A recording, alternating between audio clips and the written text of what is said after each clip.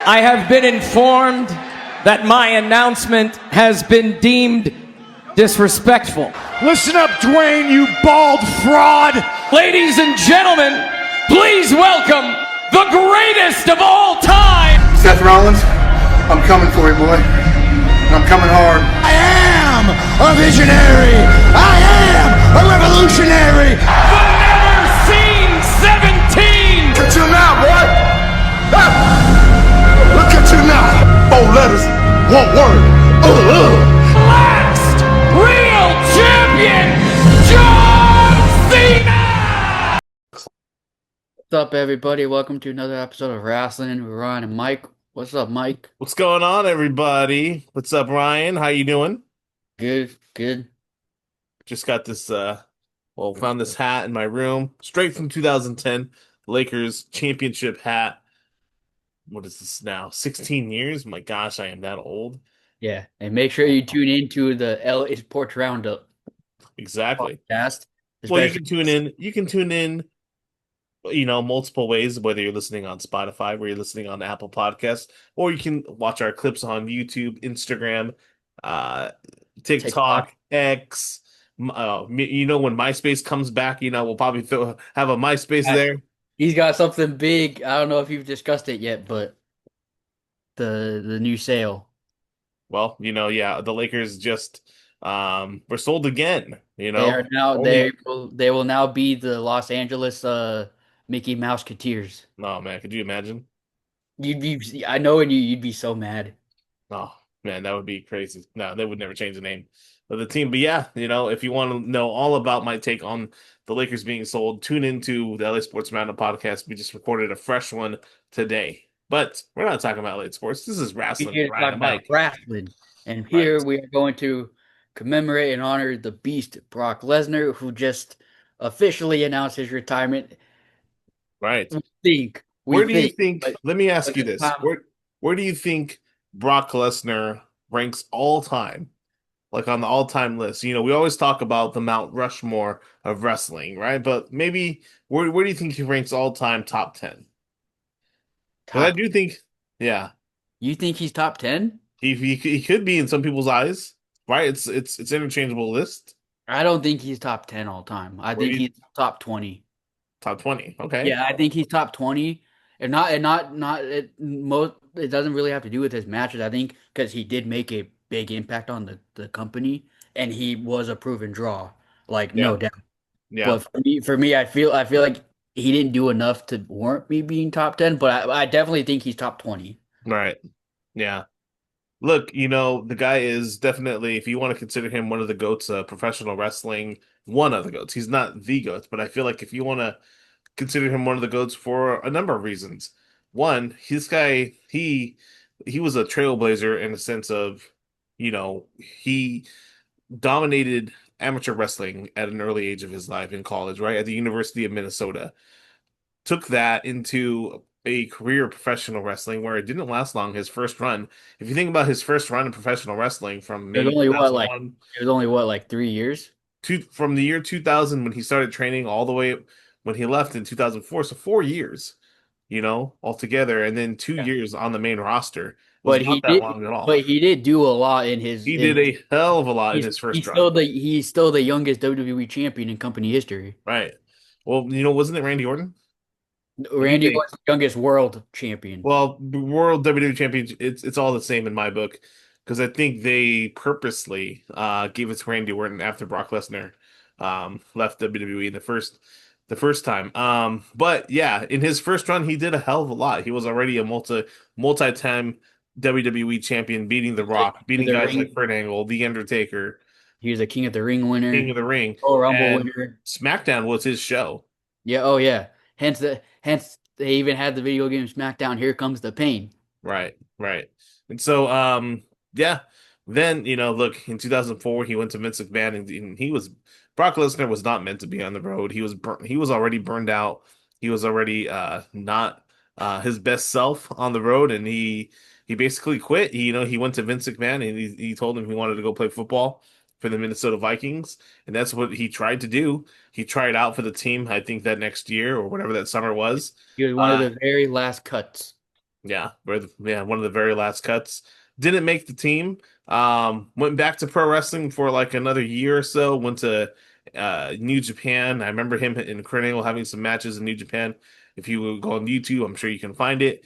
And then, ultimately he went to UFC after that and just had re I think that's where the trailblazing began for Brock Lesnar Yeah. because you had guys like Ken Shamrock and you had guys like Dan Severn that had made the jump from UFC and Ultimate Fighting and combat sports to WWE, but nobody did it as well as Brock Lesnar Yeah, and because also Brock Lesnar is a former UFC World Heavyweight Champion as well. yeah, that's where he won. I think he beat Frank Mir, I think he lost in the first fight, won the second one, and ultimately lost to Cain Velasquez.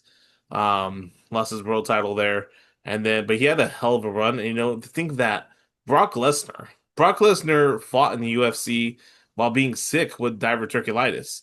But had he not been sick, look how dominant he could have been in the UFC. I think he would have went on another few years being world champion You probably would have, yeah, UFC. won another couple titles there. Yeah, but he got sick in UFC, had to not retire, but then stopped fighting.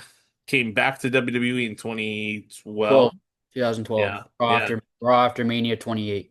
yeah. And then, I mean, besides this 2 year hiatus with the Janelle Grant situation, had a whole nother career in WWE, a whole nother Hall of Fame career.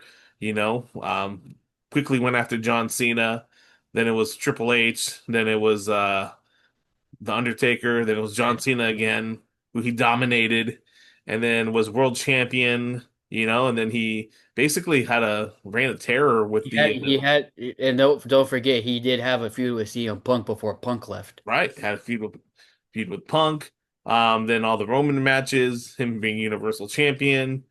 Yeah, he basically for quite a while, for like 3 years, Brock Lesnar was just the face of Monday Night Raw as Universal Champion, in between Seth and Roman and all that. And then we'll never forget the night that Brock Lesnar squashed Kofi Kingston And in we three were there. seconds We were or there. whatever it was. Yeah, We were 10 there. seconds, 9 seconds. 9 seconds, You and I whatever were it was. there. We were We were there. there. Everybody was shocked as hell. We were all pissed. Everybody was pissed. Yeah, yeah. And so then from there, he lost to Drew at the Warehouse WrestleMania in 2020. Oh yeah, WrestleMania 36, the Yeah, COVID yeah. mania.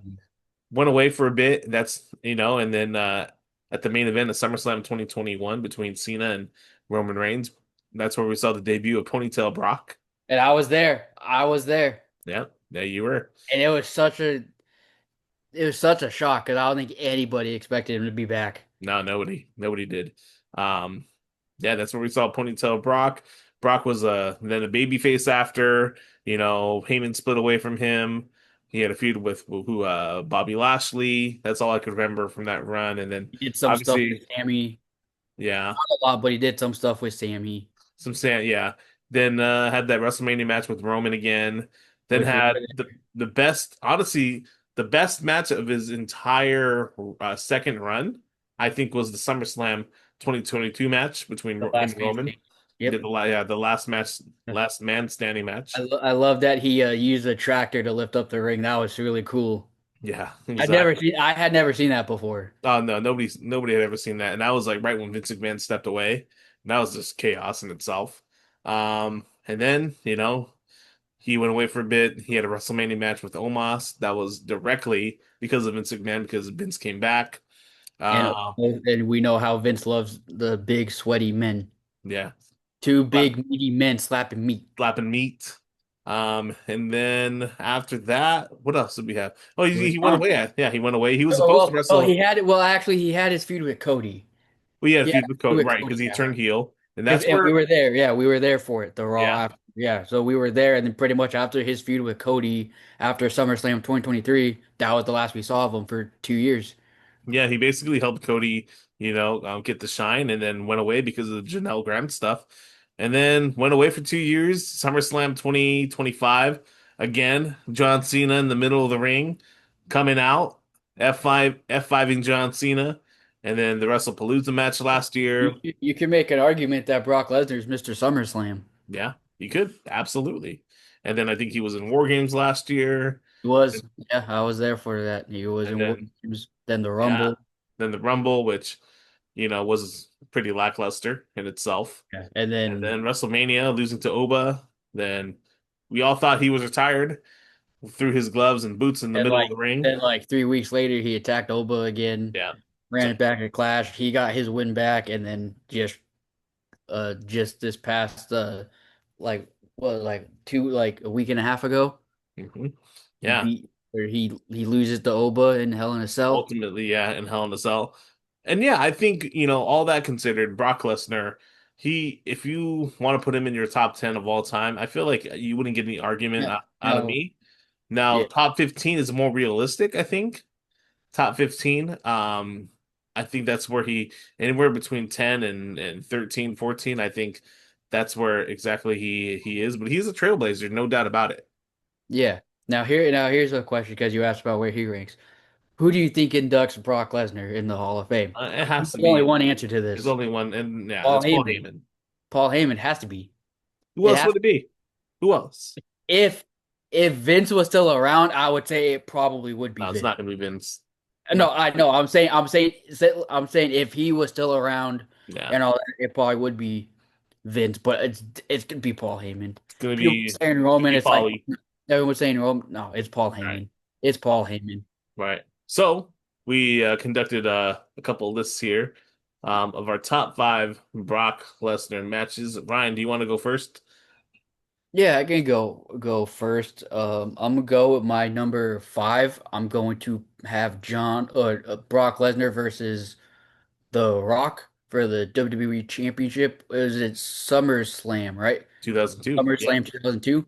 Yeah. Oh, yeah. Hence, that's why it says Brock Lesnar has an argument for being called Mr. SummerSlam. Absolutely. Some of his And greatest matches were at SummerSlam. oh yeah, and this was great because I don't think I've watched this match all the way through, but I do remember this was like a great back and forth match, and it really helped solidify Brock as like the next big thing. And then this was like the tail end. This was like right before Rock was leaving for Hollywood, Right. like right at the tail end. So of course Rock going out of his way to put Brock over on his way out, and there was no better way to do it because he gave him a solid match. I mean, this was peak Rock right here, peak babyface Rock, in terms, and also peak athletic ability Rock, before he went off into Hollywood. And this is actually before the Hollywood Rock character. Um, Interesting note about this is that The Rock was a full-fledged babyface going into this match. But as the match went on here, the cheers just went for Brock and the boos just started raining down for The Rock. And after the match, if you look on YouTube, there's a very crucial moment here where the fans are the Rock's in the middle of the ring. Brock is just left with the title. Rock's in the middle of the ring. He's looking around and he's getting showered in boos. And the Rock gets on the microphone and he starts doing the usual if you smell, and then he catches himself and he notices everybody booing and he just has this look of disdain saying, sing along with The Rock is over. So that was like the little pre I don't know what to call it. That was like the first. Preface. Yeah. That was like the first taste of Hollywood Rock. Yep. And he just walks off. Because he went away for a bit after that, right? He did, yeah, from SummerSlam to No Way Out of that next year. So Basically that SummerSlam to February. okay, so like geez, so like 6 months, 6 months, yeah. Yeah. and then he came back as a heel, right? Came back as a heel. That's when he wrestled Hulk Hogan again at that year's No Way Out.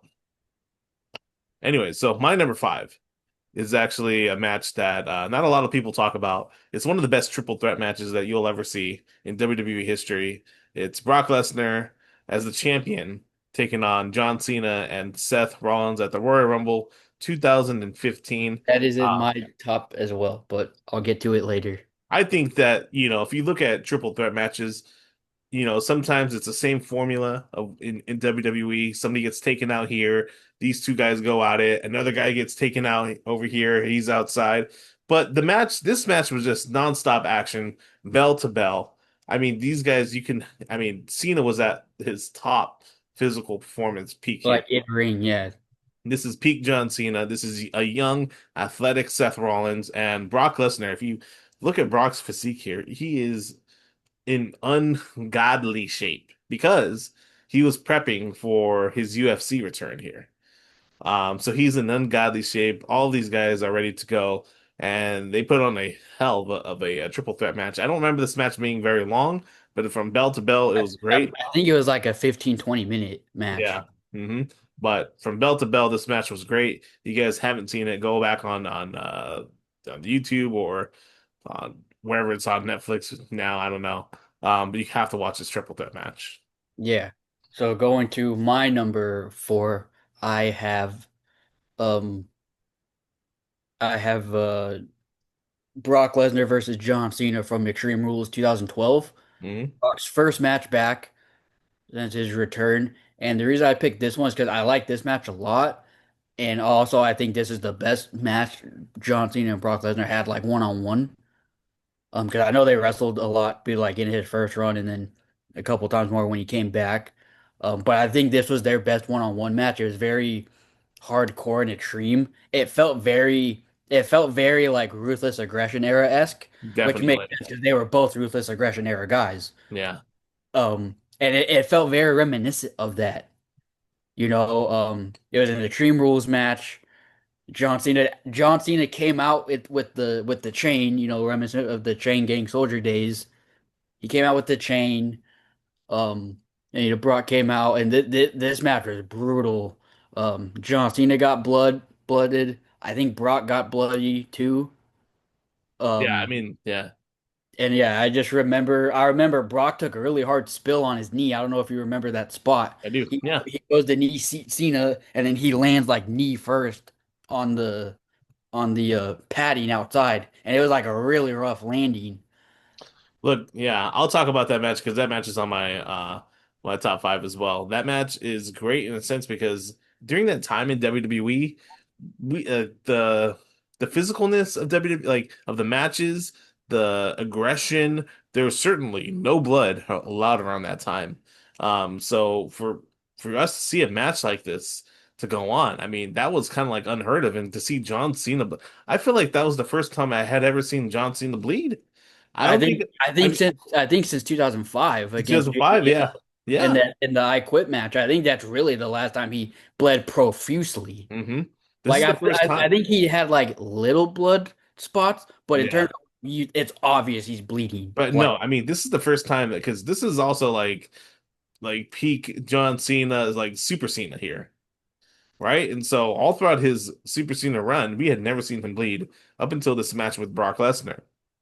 It was such a physical match from the get-go. Cena was also getting his ass handed to him in this match, but Cena had a lot more offense in this match, and there was a lot of times where Cena got the best of Brock.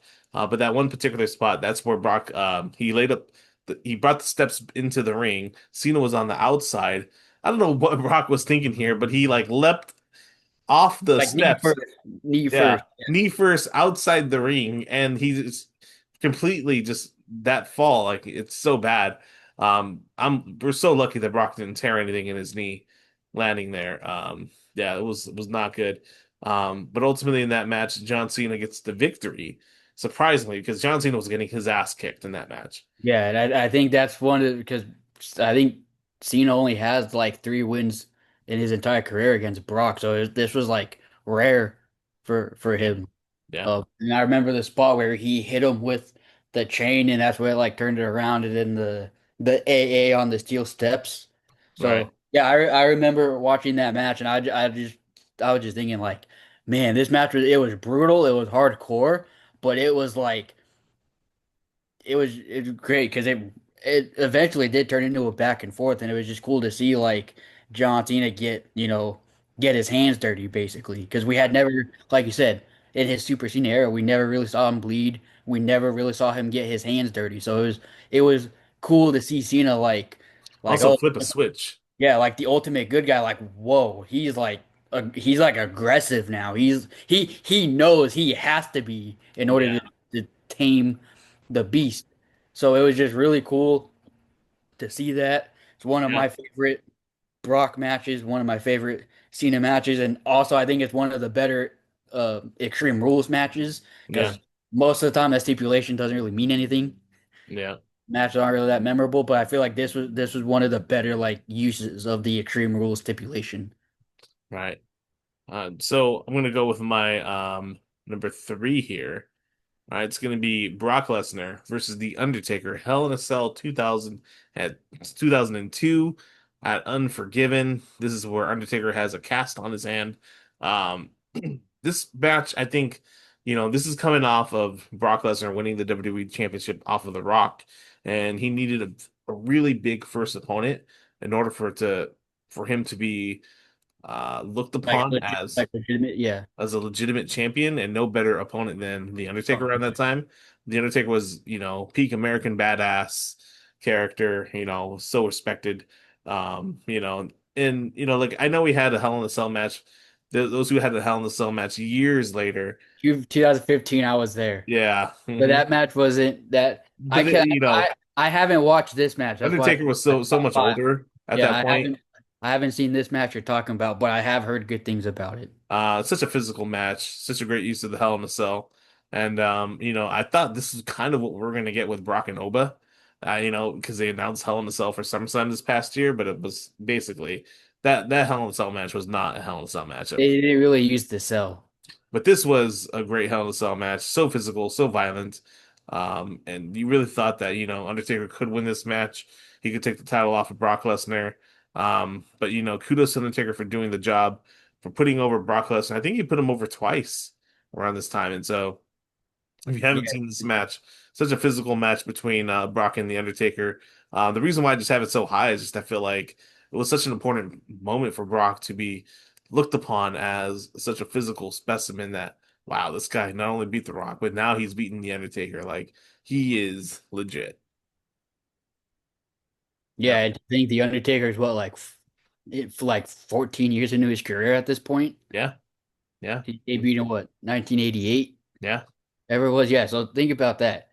Brock Lesnar's in year one, Yeah. essentially, Yeah. and he beat a guy in year 14. And yeah, Exactly. I haven't watched that match, but I have heard good things about it from you, but others. Um, so yeah. So that's your number three. My number three is actually the match you just said, the triple threat match, the Brock Lesnar, Seth Rollins, and John Cena. And I remember Brock Lesnar broke his ribs in this match when Yeah, Seth he did. did the frog splash to him through the announce table. Mm. Brock Lesnar broke his ribs. They actually got him out on a stretcher because it Right. was bad. He actually did end up going to the back. I Right. remember he ended up going to the back, so it pretty much became a one-on-one match with Seth and Cena. And then later on, Brock came back out and he just like started, doing the normal Brock Lesnar stuff. But yeah, no, this match was really, really back and forth between all three men. Really, like you could tell these three men like wanted to put on a show. And Right. it did, like you said, Seth was the young athletic guy, so he was the one doing all like, the big high flying athletic moves. Cena being like, the ultimate good guy, that the balance of like. Cena was a ring general. Yeah, ring general, you could tell he was the one calling the shots, and then you have Brock, who's a powerhouse and the champion at this time. Yeah. Exactly. What a great match. What a great Yeah, match and that was. in my opinion, it's one of the greatest triple threat matches of all time. Right. And Yep. it's like you said, because multi-man matches can go either way. They can either be really good or really bad. Or just be so formulaic. Yeah, or it's just very like base. This one was not formulaic. This one was like so different. Right. So yeah, Absolutely. that's my number three. So my number two goes to No Way Out 2004 WWE Championship match, Brock Lesnar versus Eddie Guerrero. This is the night Eddie Guerrero won the title from Brock. Such an emotional night, such an emotional match. You think about lay out the promo that Eddie did on Brock. I believe the go home before this SmackDown is pay-per-view. it Yeah. SmackDown or yep, the go Yeah. home show Brock Smack Lesnar is talking about Eddie being, alcoholic. alcoholic and having an Yeah, addiction. And Eddie's like, yeah, you're right. I do I have do an have an addiction. addiction. Wrestling is my Wrestling is my addiction. yeah. I've seen that promo. And Such a that, great. that is one of the greatest promos of all time. Like Hmm? not just from Eddie Guerrero, simply one of the greatest promos ever. And then you go into this match. There is some gaga in this match with Goldberg, because they're setting up for Goldberg Oh, and Brock that's right. Lesnar at Yeah, that's WrestleMania. right. And then Austin, okay. I think like a couple weeks or the week before on Raw, has tickets to No Way Out, and he gives them to Goldberg and says, "Don't do anything I wouldn't do." Basically, letting you know that Goldberg's going to interfere in this match. You know what's funny is, I think, oh, no, no, no. All right, I'm backtracking. Never mind. Never mind. Forget what I was going to say. I was going to talk about the Austin and Brock Lesnar brawl, but that was before WrestleMania that year. But going back to this match, Eddie Guerrero, Brock Lesnar. I mean, they put on a great match all throughout. These guys had tremendous chemistry together. Eddie was bumping and selling for Brock. Brock was throwing him around, and Eddie wouldn't quit, you know. And then Goldberg got involved in the match, and then Frog Splash from Eddie. I mean, they were in San Francisco that night at the Cow Palace, and my God, when the referee hit three off that frog splash, you will be hard pressed to find a bigger pop. Maybe a Stone Cold pop, maybe Hogan or John. I don't know, but you go back and watch that. It is That people is are definitely crying. the loudest. That's definitely the loudest reaction Eddie Guerrero ever got. It is just an emotional moment. I mean, when Tony Kimmel saying and new WWE champion Eddie Guerrero, like people are just losing it.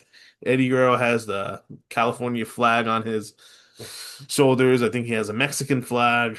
It is such a great moment, and I think, kudos to Brock Lesnar for letting that happen. So I put that on my Yeah, top five. I do remember. 'Cause I didn't watch the whole match, but I do remember that frog splash and just seeing like and hearing the commentary. They're like, "Eddie's gonna do it. Eddie's gonna do it." Yeah. So yeah. So anyway, so going into my number two, I have Brock Lesnar versus Roman Reigns in their last man standing match from SummerSlam 2022. Okay. Match was, cause I know we had a lot of Brock and Roman matches. They weren't really good. But this was by far the best Brock Roman match. And in my opinion, it's one of the better last man standing matches too. All right. Especially because I feel like we had a lot of last man standing matches and they didn't really hit, or it felt like you literally could have had this be any other match type. Right. This one is like hard, especially because this is peak tribal chief Roman, Right. and this is like not peak Brock Lesnar, but like this is a guy that it's hard to keep him down. Both men were like neither they both kept getting up at like 8 and 9, and inevitably it only Roman only win because he had to stack the announce. He literally had the Usos and him do the announce table on top of Brock, and I think chairs as well. I mean, you look at this match, Brock, the matches that him and Roman had up until this point were all stinkers, man. I mean, the best one was WrestleMania in 2015 Yeah, up WrestleMania until this 31, but that was mostly it. Like, because of Seth. yeah, but in terms of like pure one-on-one, it was this last man standing They match. had the WrestleMania in New Orleans match. They had WrestleMania 38 in Dallas. Dallas. They had, You were uh, there for yeah, maybe another one that I'm missing. But all those matches were not SummerSlam. great. They Oh had yeah, SummerSlam. SummerSlam. That Yeah, was, yeah, I think SummerSlam 2017, or Roman won the 18. I think Universal it's or, title. yeah. Yeah. But this was the best match altogether they ever had. The chaos that's in this match. I mean, the tractor lifting up the ring. Nobody had ever seen that, and I'd never seen that watching wrestling. And he literally not only did he lift up the ring, he moved it. Yeah, Like he you moved can it. literally see it shift, Yeah. like the complete other direction. Not only that, he left the ring like that. I mean, Yeah, they the didn't ring even was put it back always down. he picked it up with the tractor, and they just left it like that. They didn't put it back down. It was always at a 90-degree angle for the rest of the match. Freaking insane. And I'm pretty sure most of the rest of that match after that happened was outside anyway. And what a great spot when the ring is being picked up, Roman, being off balance. And like Oh, yeah, rolling back, yeah. yeah, it, Yeah, no, that's why I said this is by far like their best match yeah, they had. It was a great last man standing match, a great use of stipulation, just like how I said earlier with the Cena Brock match with Extreme Rules. This is a great use of the last man standing stipulation, especially because it really felt 50-50 because it's like what's it gonna take to get the other man to stay down because they Yeah. both kept getting back up and the crowd was loving it I don't know if you remember from the very beginning and where Brock threw the mic and then I was Roman going to mention that. Yeah. yeah Yeah. that was such a cool moment like unintentionally just throws it and then Roman just catches it and does the No wink. Yeah. but Yeah. yeah, no, that match was great. I'm pretty sure the main event that literally stole the show. Which it's kind of crazy to think that a Brock Lesnar match stole the show Right. during that time. Right. Yeah. But, this is Cowboy Brock here that we're talking. And so, yeah, great match. My number one here, Brock Lesnar versus John Cena, SummerSlam 2000. I'm joking with you. That is, I'm joking with I was Ryan. gonna say, that match itself was like terrible. That is a honorable mention of mine of John Cena getting his complete arse beat by Roman Reigns. I mean, if you guys had never seen Brock that, Lesnar. yeah, but Brock Lesnar. I mean, go back on the vault or wherever it is and watch John Cena get the most savage beating of his life. This was right after Brock ended the shriek. Yes, but you know what? That's not my number one. My number one is a year prior, Brock Lesnar versus CM Punk, SummerSlam 2013, The Beast versus the Best. That I actually did not have that in my top five. What a great match this was. I think this was at a time when CM Punk was not healthy.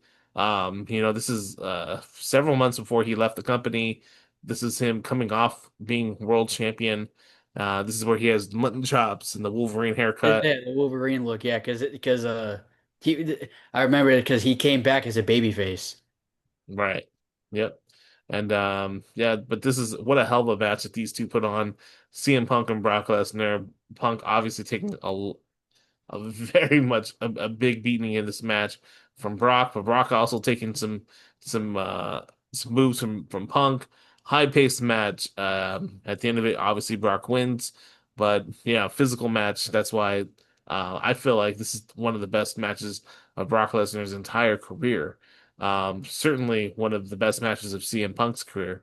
And these two guys put on some magic here at SummerSlam Yeah. 2013. So that's your number one. Mhm.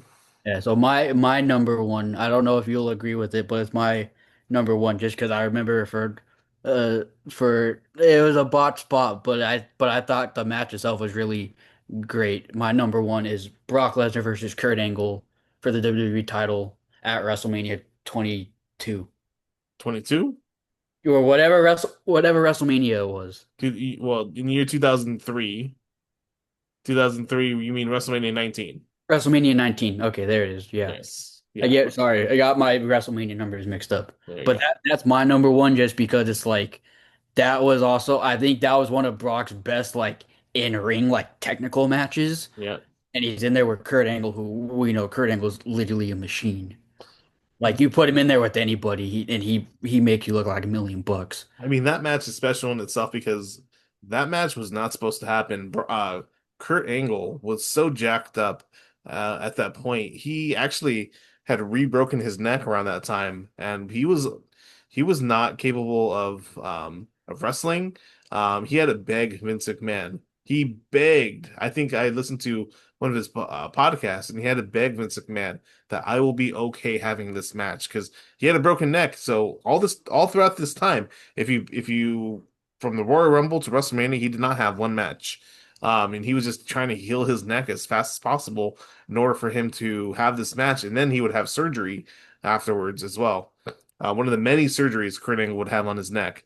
But at that point, Kurt was, they were unsure if they were going to have the title match. I think they were looking at options. I think they were trying, maybe we could put the title on Chris Benoit at that point. Whatever the case was, they were not sure Kurt Angle was going to make it to WrestleMania, but they ended up having the match. But a great match that was. Obviously, the botch spot with Which is crazy to think. Kurt Angle had a broken neck, and then Brock Lesnar almost broke his neck, I and that's know, it's yeah. crazy. So there's a documentary. I don't know if you've seen it where Brock Lesnar is just in the back, dude, and he has like 10 guys around him, and he's basically like a gorilla, just like get off me. and they're all trying to attend to Brock Lesnar. And I think Kurt Angle said that he went like his body went into shock like right after WrestleMania that night too, because of just the trauma on his neck. But yeah, no, you gotta give kudos to Kurt Angle being able to perform at a high level with a broken freaking neck Yeah. is crazy. And then, like I said, that was probably one of Brock's better like technical matches. It's Hmm. also the very last. It's also the very last time we saw Brock Lesnar ever do a shooting star press, and Right. actually the last time we saw that move, like pretty much ever. I don't think we've seen that move since then. Right. Yeah. At least not that specific version of it. Right. Yeah, that's my number one, and a couple honorable mentions that just came to my mind. I gotta include his matches with Daniel Bryan and AJ Styles. Man, those two matches were such Oh a yeah. underrated Those gem. I think those are two Survivor Series matches, weren't Yeah, they? because this is when they were still doing the 17 and 18. Yeah. SmackDown champion and champion versus champion. Yeah. Yeah, we were almost got Brock Lesnar versus Jinder Mahal, Which and none of us would have wanted. until AJ Styles won, thankfully, because those two put on. I remember watching those matches were great. It also goes to show you how well Brock works with smaller wrestlers. Like he typically does some of his best work with smaller guys, Yep, and absolutely. so that's a couple honorable mentions. And then yeah, I gotta put the Punk match in there as well. Hmm. All right. So moving off of Brock Lesnar, he is So now retired. happy retirement, Brock Lesnar. If this is it, Who thank you. knows? Because a lot of people are thinking it's Yeah. not. And he announced it on the Pat McAfee show, Yep. which I'm not surprised because I know Brock's not the type of guy. He doesn't want the public. He doesn't want that spotlight. So I'm surprised I'm not surprised that he announced it on the show as opposed to saying after SummerSlam, oh yeah, this is it for me. I'm announcing my retirement because he's not that type of person. And plus he says he's like really good friends with Pat McAfee and all those guys. Yeah. So if this Pat isn't McAfee. yeah, if this is it for Brock Lesnar, happy retirement, and probably next time we see him is probably Saudi Arabia I, look, for the anything Hall is of all Fame for the possible. Hall of Fame for the Hall of Anything is Fame possible. Okay, yeah, for for the the Hall Hall of of Fame. Fame. No, Yeah, I'm saying for the Hall of Fame. sure. Okay. Yeah. Unless they really want Gunther Brock, but Brock is No, probably it's like not gonna no. happen. Brock is going to be like no. Right. If he wanted that match, that would have been the SummerSlam match. Right. So, but anyways, yeah. Now we moving on. Moving on, let's talk about the current product right now. Let's talk about what's been happening after SummerSlam because we recorded 2 episodes a couple weeks ago for SummerSlam weekend, but we haven't recorded since. So let's catch everybody up on our opinions. I Yeah, I will say since after SummerSlam and even before SummerSlam, I think I mentioned it before. I think SmackDown has actually been the better show as over the last like month. Hmm. I think pretty much since Punk has moved to SmackDown, I think SmackDown's been the better show. Also, too, I mean, you got Kevin Owens back now. You have Randy Kevin Orton Owens is back. back. Randy Yeah. Orton just came back. So they have beefed up SmackDown. Oh yeah, definitely. Like I don't know if you watched SmackDown last. I thought it was good. The Kevin Owens and Punk cut. Oh my gosh, they cut such a great promo. I don't know if you watched that segment, but oh man, I think people forget how good Kevin Owens is on the mic. Right. He's someone he can hold his own with the best of them. Now, look, Kevin Owens and CM Punk they're my two favorites currently Oh in yeah, WWE. oh yeah, I know. Yeah, And these I two mean, guys, I you mean, look, you got the Kevin Owens beard going on there. exactly. I'm gonna let it It's a grow. little shorter, but Yep, and the shorter. hair's not as long, Yeah, but yeah, you got the KO look there. look, Kevin Owens, obviously, he's one of the best talkers in WWE history. CM Punk being probably a step above Kevin Owens, but that means that CM Punk I mean, he's one top two, three of all time Yeah, on the microphone. like I said. I think I mentioned the last. If you wanted to test yourself on the microphone, they put you up against John Cena. Now it's CM Punk. Right. Now you got to go up against CM Punk in a promo to Also, see two different really how it. styles though, because I feel like Yeah, Kevin Owens is a lot more just like he's reserved with what he says, but it comes from the heart now, as opposed to CM Punk. he was a straight shooter. Yeah, straight, exactly. Really a straight shooter. Yeah, Like he doesn't hold back. He doesn't care. right. But just these two guys going at it. in the ring, verbally. It's what you want to see. It's what you want to see. This is one of the dream matches that when Yeah. Punk came back, you wanted to see him in the ring with the Kevin Owens, and now we're And able to see it. We didn't yeah, think that it would be possible. yeah, especially because we didn't know if Kevin Owens would ever come back, because he himself said that my career might be over. But Right? we did get an official date for this match. It'll be the August 21st episode of SmackDown in Toronto. Yep. Okay. It'll be Kevin Owens versus CM Punk. And I would And love for this that. is where I think Sami Zayn screws over Kevin Owens. It's yeah, most likely that's going to happen. Most likely, but you never know. I would love for them to put the title on. And I wouldn't be surprised if we get Kevin Owens versus Sami Zayn versus CM Punk. Right. Yeah. Down the road at what? Money in the Bank? Possibly Money in the Bank. Yeah. I'm glad they're not holding this match off until then, or even Sunday Night's main event. So they're not having a WrestlePalooza this year. As of right now, they're not, because right now they're advertising Sunday Night's main event in Atlanta on September 6th. Okay. Maybe they're Unless gonna hold it unless off. something changes, but Maybe they're holding it off till December. maybe, because that's when it originally was, right? I think so. And then they moved it to December last year, or no, No, September. last year it was in September. It was in Yeah. September last year. Yeah. I don't know. We'll see. We'll see. Unless something changes, Yeah. but I think maybe it has something to do with the bad negative reaction it got. No, I don't think it's anything about like the name of itself, but I think that show last year was just not great. That's what I mean. I was like, maybe the bad reaction, so maybe they decided not to do another WrestlePalooza. Maybe possibly. But like Yeah. I said, unless something changes, right now they're literally advertising Sunday Night's main event in Atlanta and Money in the Bank. Right. Right. Um. Yeah. But I'm glad they're not holding off this match. I'm glad they're doing it like now while it's still fresh. Because it's Right. also at the same time, it's like, how are you gonna drag this for like 2 months? Hmm. Clearly, Money in the Bank isn't for like another 2 months, a month and a half. How are you gonna drag it out for that long? You can't. You You can't. can't. So that's why I'm glad they're doing, and I'm glad they're doing it on SmackDown, because I love when they do championship defenses on Raw and SmackDown. I It's love it. highly, yeah, it's I love highly it. unlikely that we see a title change, so soon. Um, Especially because we just got a title change on Raw with Punk beating Sammy. I don't know if they right. want to do back to back, you know, I don't know if they want to do it like, one on Raw and then like a month later do it again on SmackDown. I don't think they want to do that because it's too close to Right. it. Yeah.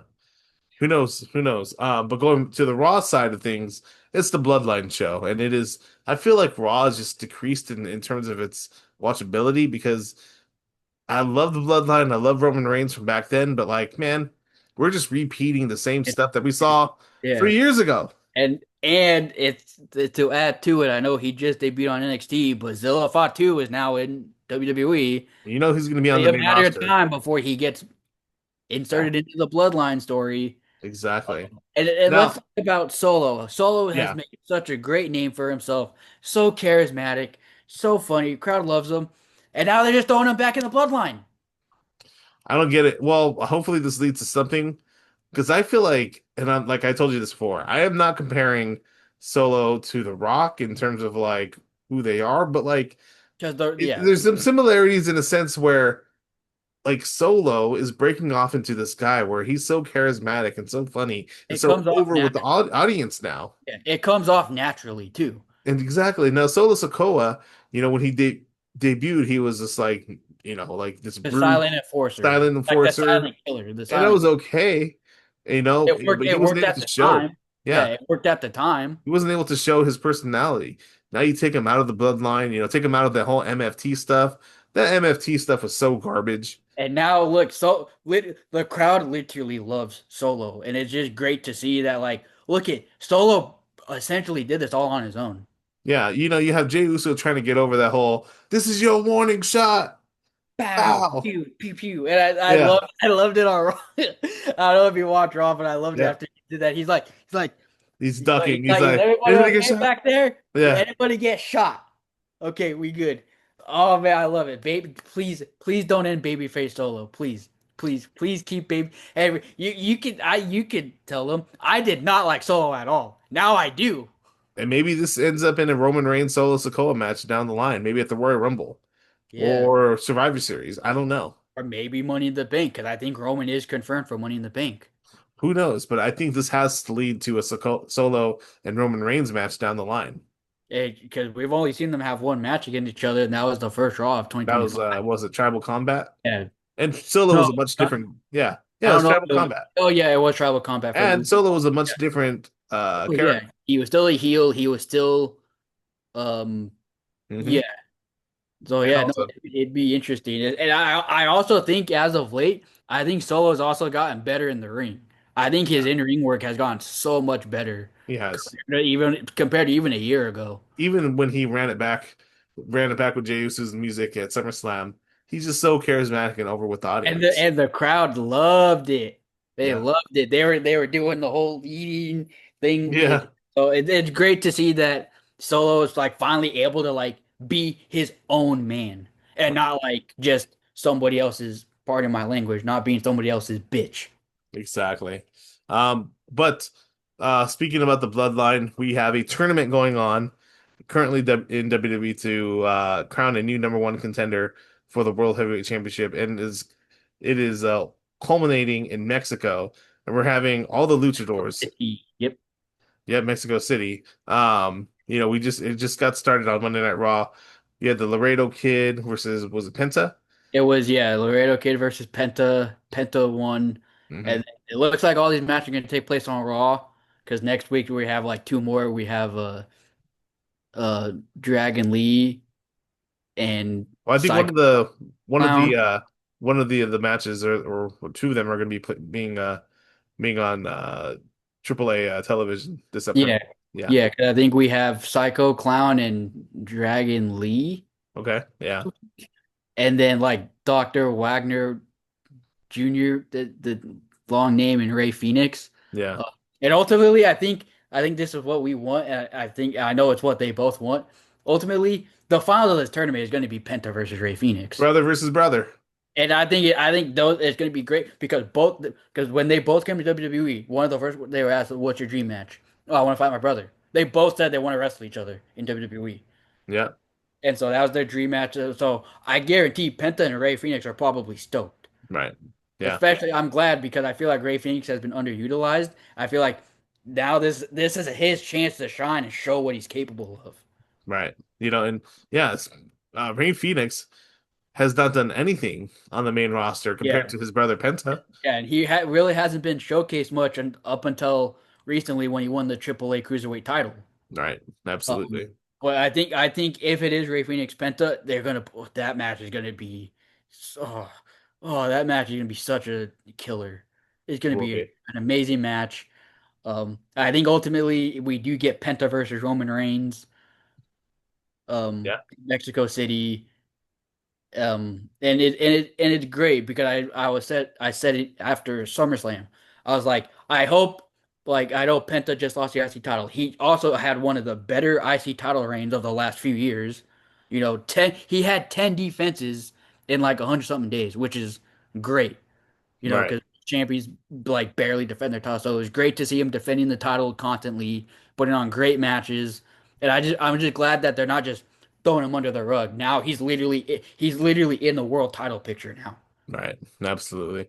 So yeah, it's great to see, and it'll be a great match between Penta and Rey Phoenix, and then this is what you want to see WWE utilizing Penta for having him in the World Heavyweight Championship picture. That's ultimately where you want him to be, and then obviously Penta's not going to win here, Yeah. but But also it's nice because at the same time we also get to see somebody new challenging for the world yeah, title. We exactly. Not finally just get a to see a fresh retread. face. We finally get a fresh face. Right. Absolutely. And I'm sure Penta's gonna give Roman a great match too. Yeah, he will. Hmm. Absolutely.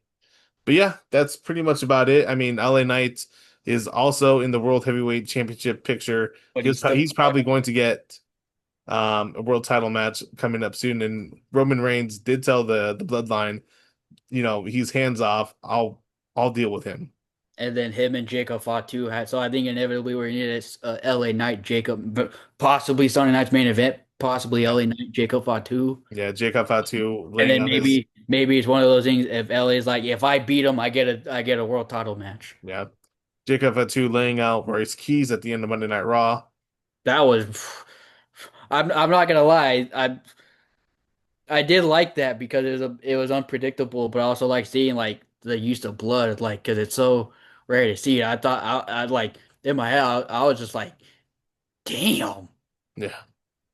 I mean, it was obviously a blood it's a capsule. blood capsule. He had it. He probably had it in his mouth, Yeah. and he probably popped it Yeah. after a little bit. He popped it. Yeah. Exactly. But we'll see what happens with that. WWE has some good momentum going forward. The product is watchable right now. Yeah, and remember I said that would be key after SummerSlam. Right. I says SummerSlam was a great show overall, and I said hopefully this is a trend and a step in the right direction. And Right. right now it looks like it's slowly, but it definitely looks like it's headed in the right direction. Right. Uh, Absolutely. Yeah. Especially I'm curious to see, especially with Money in the Bank coming in October. We'll probably start seeing the Money in the Bank qualifying matches probably in the Mhm. next couple weeks. Also, It'll be yeah. interesting to see who they want, who will be in the Money in the Bank matches. Now, before we end the podcast, I want to talk specifically about Dominic Mysterio because I think Dominic Mysterio has the possibility to still win Money in the Bank coming up. But my God, what has happened to Dominic Mysterio? Did he piss in somebody's cereal? Did Triple H catch him in bed with Stephanie? What's going on here? Like Did, he's did being Rey buried. did Rey Mysterio pull pull his power? Yeah, no, I don't know, Because but still, Dominic Mysterio has lost 13 matches in a row. right. And in his last 25 matches, he's only won three. One Hmm. on Raw, one on SmackDown, one on AAA. And this is after beating John Cena at Survivor Series, mind you. Hmm. He's had 25 matches since. Also, I remember a time, literally, this is literally like 2 years ago. Dominic Mysterio was wrestling more matches than anybody. He was Hmm. literally wrestling every week. Now he's literally just an afterthought in his own group. I And mean, again, he's I don't more like Dominic productive Mysterio. on AAA Oh, brand. yeah, again, I don't really like Dominic Mysterio, but I will admit his booking has been atrocious. He deserves Absolutely better. atrocious. And I remember you and me had both said we wouldn't be surprised if he wins Money in the Bank. But with how his booking's been, I don't even think the dude should be in the match. I mean, I think he deserves to be in the match. I just think that, my God, what has happened? I mean, this guy went from beating John Cena to Basically becoming a doing nothing. jobber. Yeah. Now look at Austin Theory faced John Cena. That didn't go very well for him, And he still won a Money in the Bank after that too. but still, I think the key here is John Cena. To be honest, I'm Hey, joking. I'm but joking with you. but No, yeah, the, the, no, the, the thing, but it's just that, look, Triple H, they have a guaranteed bona fide star here, and and they are benching him. maybe maybe if he goes on and maybe if he does win Money in the Bank, maybe that'll be the start of something. Maybe it'll be when the momentum shifts. Maybe, possibly, but they got to But get him there also right first. now, it's like even if he gets in the match, based off his booking right now, he's not going to win it. Right. But it also depends on who else is in it. So that's why it's like we don't really know right now because we don't know who's in it. Right. Yeah. Who knows? Who knows? But I just wanted to touch on that a little bit because I feel like Dominic Mysterio is a bona fide star, and they're basically just benching him for the And time being. even he's upset over his Yeah. booking. Yeah, Someone else he's is spoken upset about with it. his booking. Braun Breaker. You got to Yeah. get that out of the tag division. Get him out. That's another thing we Get need him to touch out. on too. Look, Braun Breaker and Obafemi, that is a Money for program money. that look at the reaction that they're getting right now on Monday Night Raw. Did you see how viral it has like 18 something million views on social Dude, media? Obafemi coming out in the middle of that segment. My God, the Oba. And then did you see the Oh, silhouette? yeah. Oh my God, dude. But Like it's just that is, I mean, but that reaction, I mean, you got to give kudos to both guys there because that is a match people want to see, and I think we're going to get it very soon. yeah. And it just depends on who. I think we can both agree Braun needs it more. I would have Braun But beat Oba. but unfortunately I think they're gonna give it to Oba because I think they want to book Oba strong, especially because he still has a world title match in his pocket. Right. Yeah. I would have Braun beat Oba, but that's But just me. but I wouldn't be upset if Braun Breaker won. I would not hate it. I Right. Yeah. But unfortunately, I think they're going to give it to Oba just because they're booking him to be strong. I don't think they want him to lose. Right. Yeah.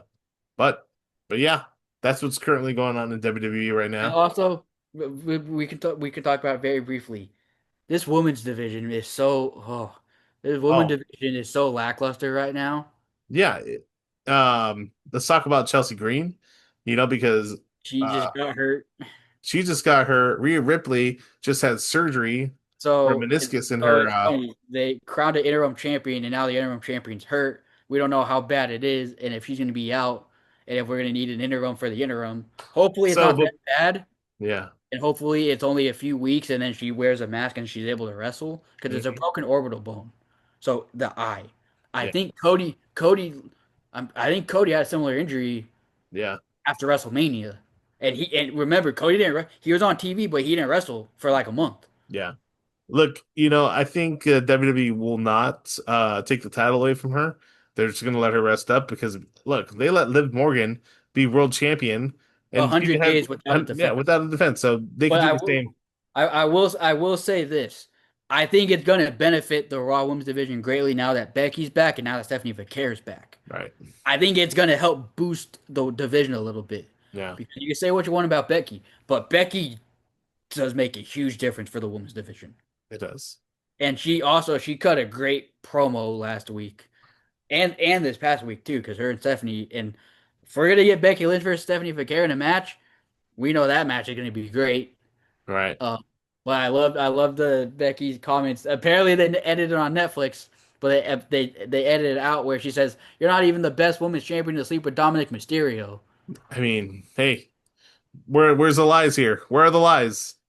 Tell me when I'm telling lies. Exactly. And it's funny because she even says she's like, "You're not even the best women's champion in your own group." Yeah.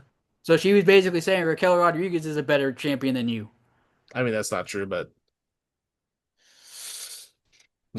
look, I will say the women's division is going to have a boost now that Becky's back and that Stephanie Vaquer is back too. mhm, And because it's been reported that they're going to shift some SmackDown talent over to Raw, specifically with the women. So we yeah, could possibly see somebody like Jordan Grace be coming to Raw, possibly good. Blake Monroe. Yeah. I hope not Tatum Paxley because she just debuted. Blake Monroe would be huge, a huge Yeah, asset. and she's on SmackDown, but she hasn't wrestled since. Yeah. Mhm. She's been mostly in vignettes and backstage segments. Right. Yeah.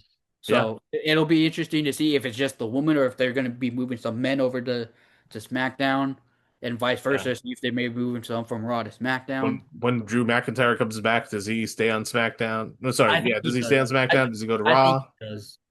Yeah. I think I he goes think to he Raw. does. But I feel like if he goes to Raw, he's coming back as a babyface on Raw. Yeah. If he Yeah. goes to SmackDown, he'll probably stay as a heel Yeah. Absolutely. because unless I wouldn't mind it if they run it back with Punk and Drew, but it's not for the title. They run it back. Run it Yeah, back. but because I've said it before, I think you mentioned it too. I don't really think there's anything left for Drew to do as a heel. No.